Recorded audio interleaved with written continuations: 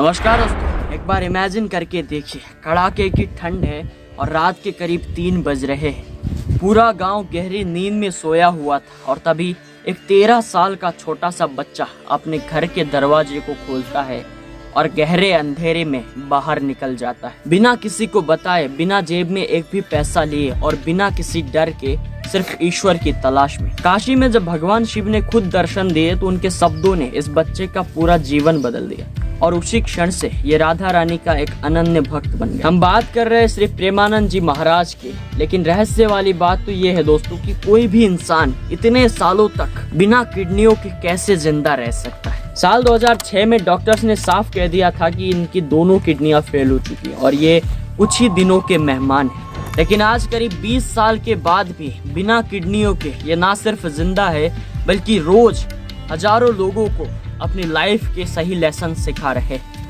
और इंटरेस्टिंग बात यहाँ पर यह है दोस्तों कि ये ना सिर्फ हिंदुओं के गुरु हैं बल्कि मुसलमान भी इन्हें अपना गुरु मानते हैं। तो चलिए समझते हैं प्रेमानंद जी महाराज की कहानी को गहराई से आज के इस वीडियो में।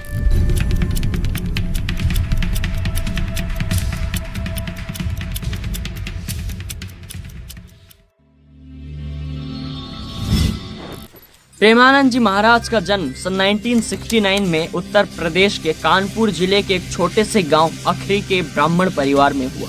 उनके जन्म का नाम था अनिरुद्ध कुमार पांडे। उनके पिता श्री शंभुनाथ पांडे और उनकी माता रमा देवी पांडे बहुत ही गहरे धार्मिक विचारों वाले थे।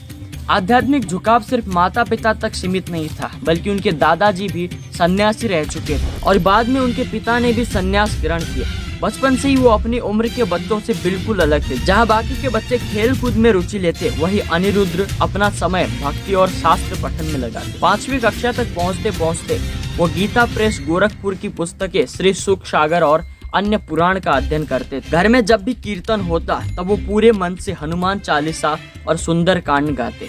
आगे उन्होंने एक बहुत ही बड़ा निर्णय लिया। जब वो 9वीं कक्षा में हुए तब उन्होंने अपना घर छोड़ने का निर्णय लिया। एक दिन उन्होंने ये बात अपनी माँ को कही। माँ को लगा कि ये किसी संत का सत्संग सुन लिया होगा और इसीलिए ऐसे विचार आ रहे हैं। ये सोचकर वो फिर से घर के कामों में व्यस्त हो गई। लेकिन अगले ही दिन प्रातःकाल करीब 3 बजे पूरा घर जब गहरी नींद में था तब उन्होंने अपने माता पिता को प्रणाम किया और घर से निकल गए। जब वो घर से निकले तो उन्होंने सिर्फ 4 चीजें ली: गीता, उषा का आसन, पित्तल का लोटा और चादर। रात के अंधेरे में वो घर से निकले और लगातार 15 किलोमीटर तक चलते रहे। सुबह होते ही वो एक विशाल शिव मंदिर के सामने पहुंच गए थे।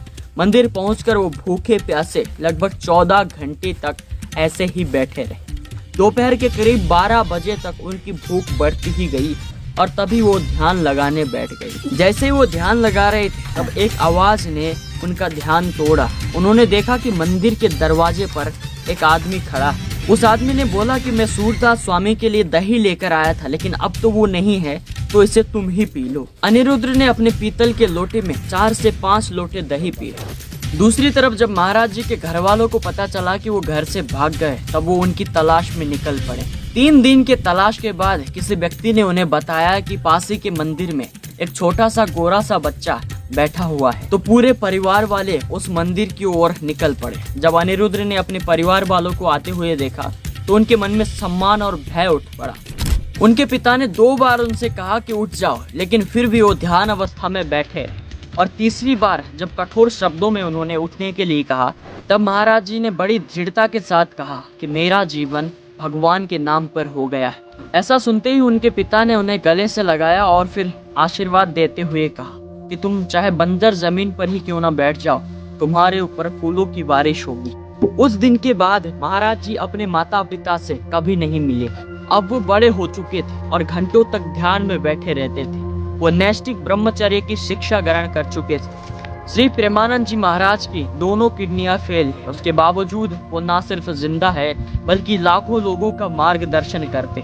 वीडियो अगर पसंद आया तो मैंने एक वीडियो बनाया है जिसमें मैंने बताया कि आखिर कैसे 10,000 फीट की ऊंचाई से नीचे गिरने के बाद एक लड़की 11 दिनों तक जंगल में भटकती रही और उसके बाद कैसे उसने अपनी जान बचाई। यहाँ क्लिक करके देख सकते हैं। वीडियो को लाइक, शेयर और कमेंट जरूर कीजिएगा। चैनल पर नए हैं तो सब्सक्राइब जरूर कीजिएगा।